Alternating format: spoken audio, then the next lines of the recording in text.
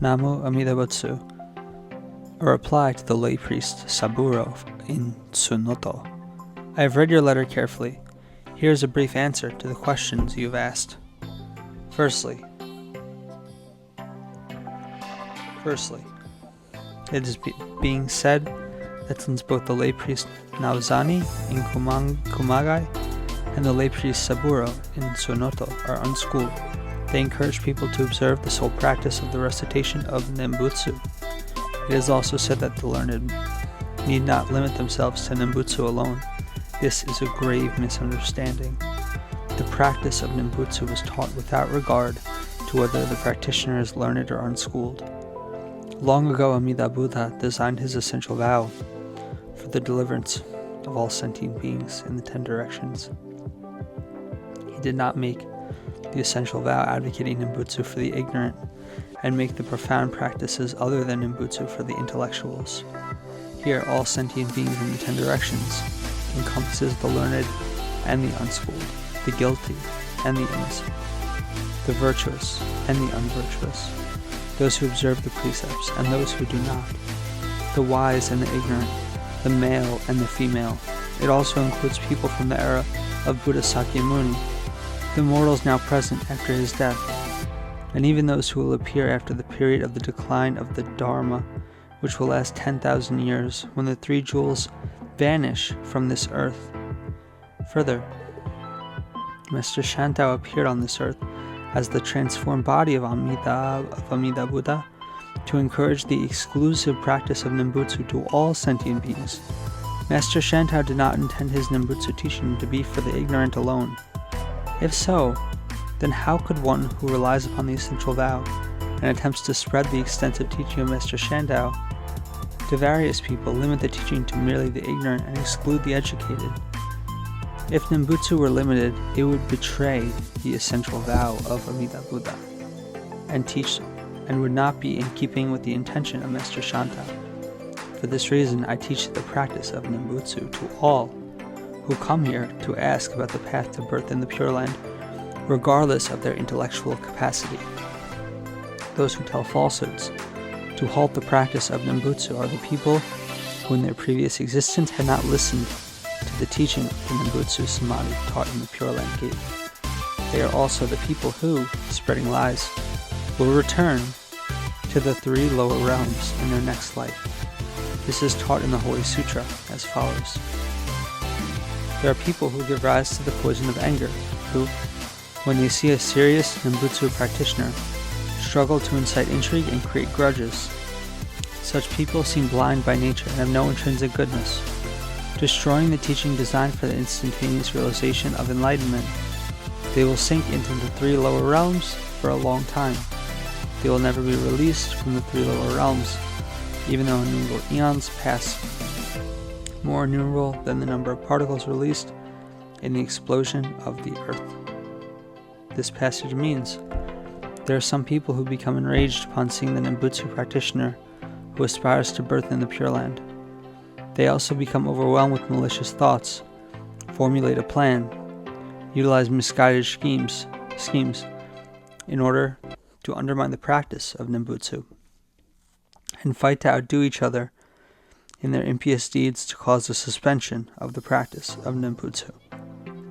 These people are referred to as people with no intrinsic goodness, Sanskrit ikantika, who since birth lack the ability to understand the teachings of Buddha Sakyamuni and the seed for the attainment of Buddhahood. If they vilify and destroy this Nembutsu teaching of instantaneous enlightenment, that is, to detach immediately from the perpetual transmigration of the delusive realms and to live eternally in the Pure Land through the recitation of the name of Amida Buddha, they will fall. They will fall into the 3 lower realms for an extremely long time, and will not extricate themselves from the 3 lower realms due to the gravity of their karmic transgressions. The sutras state that these people will not escape the 3 lower realms for innumerable eons. In one view, such people who would scheme to spread untruths should be rather pitied. To preach to a person like this who doubts Nembutsu and becomes distrustful of the teaching would nonetheless be in vain. As a rule, one whose karmic relationship with Amida Buddha is shallow and who has not thought about as far as birth in the Pure Land will not believe when he hears about the teaching of Nembutsu, will fume on witnessing its practice, and in anger will try to impede the practice of Nembutsu.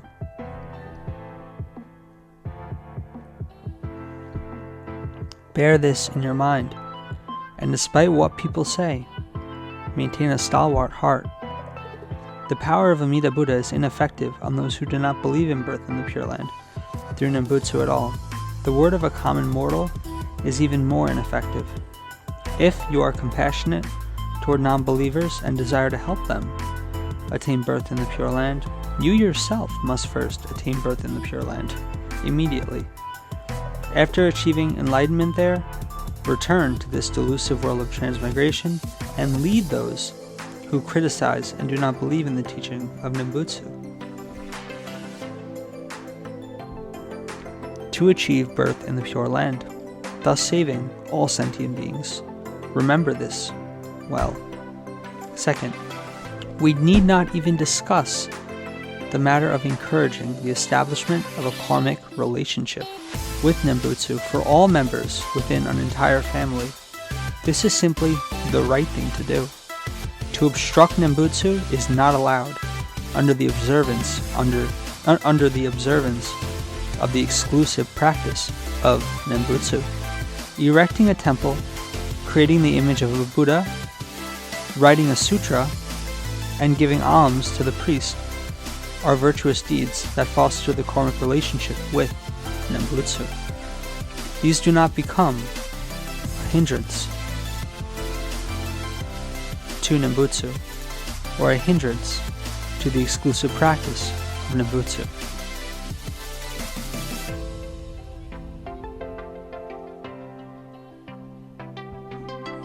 Third, in order to recite Nembutsu, it is preferable that you always be mindful of Amida Buddha and remember to vocalize his name. The practice of Nembutsu is to be carried out while walking, standing, sitting, or lying down, without regard to time, place, or various karmic conditions, various karmic relationships. Even though your body and mouth may be contaminated, it is admirable indeed to keep your heart pure and to remember to recite Nembutsu. To continually recite Nembutsu in this manner is blessed and felicitous. Remembering to recite Nembutsu in all places and at all times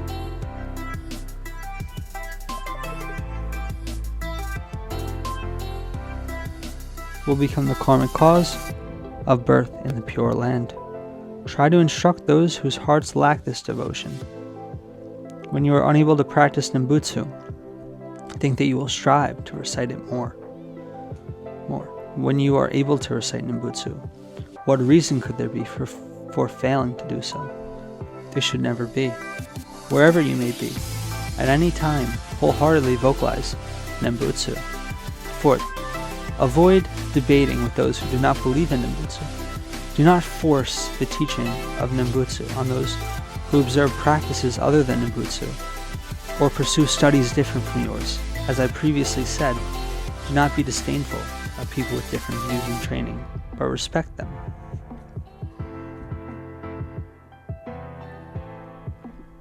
In contrast, if there are people who have the same heart as you and aspire for birth in the Pure Land with Nembutsu, consider them to be fellow devotees of Nembutsu and desire birth together in the Pure Land of Amida Buddha, even though they may live in different circumstances from you. On occasion, it cannot be helped that some people have no karmic relationship with Amida Buddha and the Pure Land, or have no arousal of devotion or desire for birth in the Pure Land. For those who follow their hearts and behave in various ways, encourage them to find a favorable condition after death to not fall into the 3 lower realms, according to their heart's desire. Nevertheless, you should encourage those who have a glimmer of faith in Nembutsu to follow the teaching of Amida Buddha and to desire birth in the Pure Land. No matter what is said, birth in the Pure Land and detachment from the delusive realm of transmigration is certainly realizable by anyone in this world through Nembutsu. Ponder these ideas with the hearts of the people in mind. Never, under any circumstance, create conflict with others. Think of critics and non-believers of Nembutsu as those who have lived in hell for long periods and are going to return there. Without fear, pacify and soothe them while encouraging Nembutsu.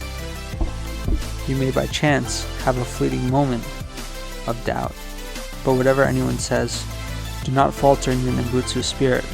1,000 Buddhas may appear on earth and tell you that birth in the Pure Land is impossible through Nembutsu.